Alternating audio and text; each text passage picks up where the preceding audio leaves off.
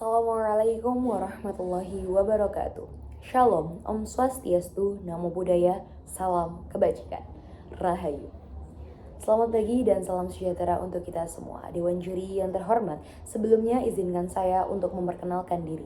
Saya Gaitsa Malva Alivia, selaku perwakilan tim dari SMA Negeri 1 Purbalingga yang mengikuti Lomba Debat Bahasa Indonesia tahun 2026.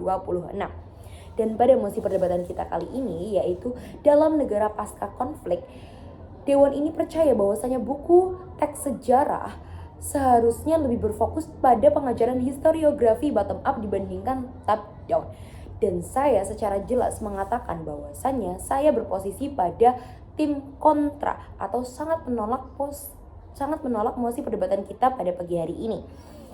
Dewan juri yang terhormat, perlu kita ketahui definisi awal dari historiografi sendiri. Historiografi merupakan metode, perspektif, atau cara pendekatan yang digunakan untuk menulis atau menafsirkan sejarah yang telah terjadi.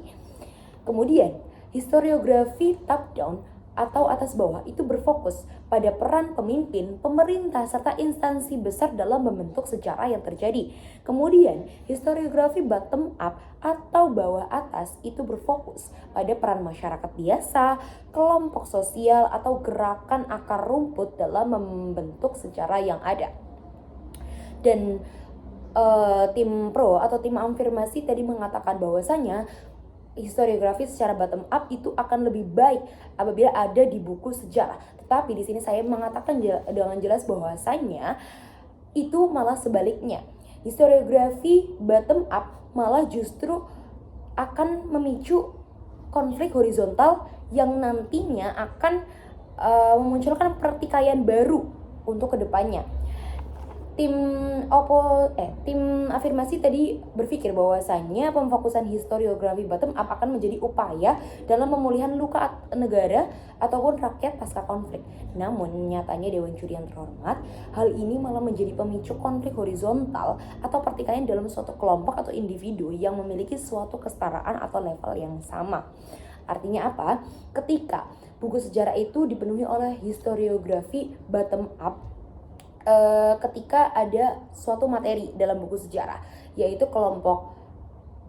peran kelompok sosial A dan peran kelompok sosial B, dan mungkin saja penulis dari buku sejarah itu atau historiografi bottom up itu menuliskan bahwasannya kelompok A mengalahkan kelompok B. Hal ini tentunya menjadi kesenjangan atau ketidakadilan dalam suatu kelompok. Dan kita tahu bahwasanya Dewan Juri yang terhormat, di Indonesia ini kita memiliki banyak sekali keberagaman, mulai dari keberagaman agama, keberagaman etnis, ras, suku, bahasa, dan masih banyak lagi. Dan tentunya itu menjadi bahan toleransi untuk kita semua agar selalu menghargai kelompok agama ini dan kelompok agama lain contohnya.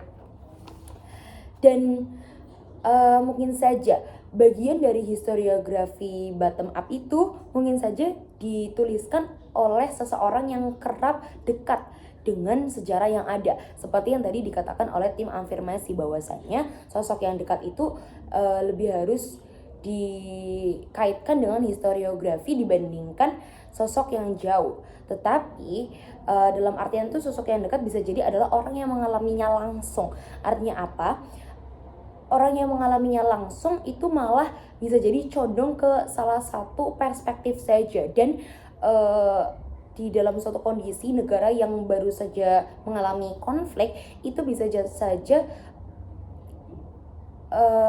terjadi pemecahan-pemecahan suatu gagasan sehingga terjadinya sebuah perbedaan. Dan apabila tidak ada suatu pemfokusan dalam suatu negara yang memang baru saja mengalami konflik, yang awalnya itu seharusnya pemerintah itu menyatukan pemikiran dan menjadikan historiografi atau sejarah itu sebagai suatu bentuk upaya untuk pemersatu bangsa, malah menjadi suatu pemicu timbulnya konflik baru. Padahal sebelumnya kita telah mengalami konflik sebelumnya.